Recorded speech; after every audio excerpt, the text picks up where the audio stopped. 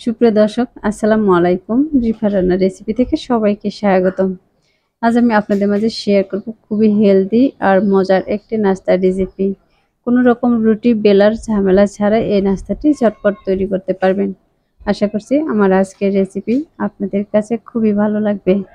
আর recipe ভালো লাগলে ভিডিওতে অবশ্যই একটি লাইক দিয়ে শেয়ার করার অনুরোধ রইল। আর রেসিপিটি বাসায় ট্রাই করবেন। তারপর আপনাদের রেসিপিটি কেমন হয়েছে তা আমাকে কমেন্টে লিখে জানাবেন।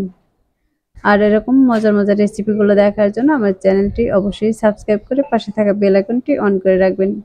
তাহলে আমার প্রতিদিনের নতুন নতুন রেসিপিগুলো সবার আগে আপনার কাছে পৌঁছে যাবে। তাহলে আর কথা না বাড়ে চলুন রেসিপিটি দেখে নিই। আজকের এই রেসিপিটি বানানোর জন্য প্রথমে আমি নিয়ে নিচ্ছি আটা 1 কাপ পরিমাণে, আর তার সাথে দিয়ে দিচ্ছি একটি পেঁয়াজ কুচি।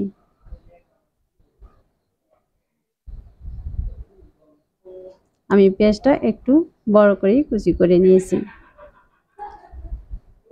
এখন এর মাঝে দিয়ে দিচ্ছি আমি কিছুটা ধনিয়া পাতা কুচি, আর দিয়ে দিচ্ছি কয়েকটি কাঁচামরিচ কুচি। এখানে লাল আর সবুজ আমি দুটি মরিচই নিয়েছি। এখন দিয়ে দিচ্ছি 1 চা চামচ লবণ। এখন দিয়ে দিচ্ছি আস্ত জিরা 1/2 চা চামচ, আর দিয়ে দিচ্ছি 1/2 চা চামচ ধনিয়া গুঁড়া। দিয়ে দিচ্ছি আদা রসুনের পেস্ট 1 চা চামচ। এখন এর মাঝে দিয়ে দিচ্ছি আমি 1 কাপ পরিমাণে পানি।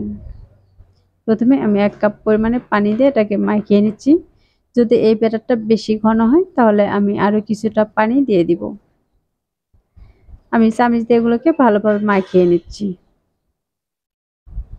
আমি এই ব্যাটারটা কিন্তু খুব বেশি নরম বানাবো না, আবার কিন্তু খুব বেশি শক্ত বানাবো না। এখানে আমি আরো কিছুটা পরিমাণে পানি দিয়ে দিচ্ছি, দিয়ে আবারও এগুলোকে মাখিয়ে নিচ্ছি।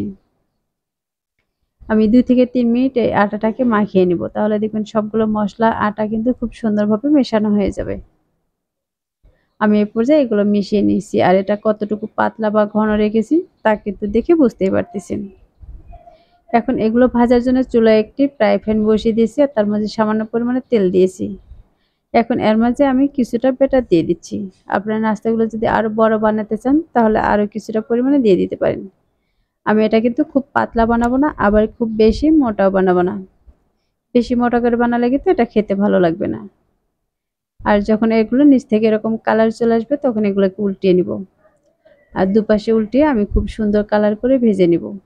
তাহলে এর উপরটা কিন্তু একটু মুচমুচে হবে আর ভিতরটা একটু সফট হবে। এগুলো খেতেও কিন্তু খুবই ভালো লাগবে। এগুলো কিন্তু ছোট বড় সবাই কিন্তু খুবই পছন্দ করে। সকালে কিংবা বিকেলে ঝটপট করে কিছু বানাতে চাইলে এরকম করে নাস্তার রেসিপিটি বানিয়ে নিতে পারেন। আর একইভাবে আমি আরেকটি বানিয়ে দেখিয়ে দিচ্ছি। তাহলে দর্শক দেখতে পাচ্ছেন এখানে আমি আরো কিছুটা ব্যাটার দিয়ে দিচ্ছি, দিয়ে চতুর্দিকে খুব সুন্দর করে ছড়িয়ে নিচ্ছি। এবার আমি এটাকে আবারও উল্টিয়ে নিচ্ছি।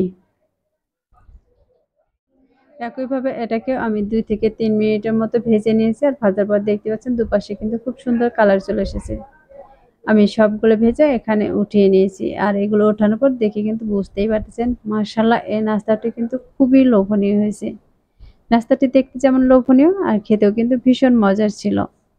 এবার আমি এখান থেকে একটিকে ছিঁড়েও দেখিয়ে দিচ্ছি এটা কতটা সফট। এর উপরটা একটু মুচমুচে আর ভেতরটা কিন্তু একটু সফট হবে।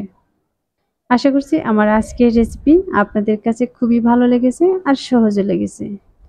রেসিপিটি ভালো লাগলে ভিডিওতে অবশ্যই একটি লাইক দিয়ে শেয়ার করার অনুরোধ রইল।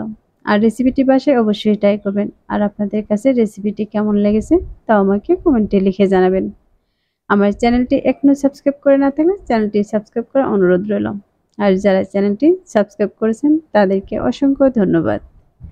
কথা হবে এরকম সহজ আর মজার মজার রেসিপি নিয়ে। এ পর্যন্ত সবাই ভালো থাকবেন, সুস্থ থাকবেন, আর আমার নিয়মিত রেসিপির সাথেই থাকবেন। তাহলে আজ এ পর্যন্তই। আল্লাহ হাফেজ।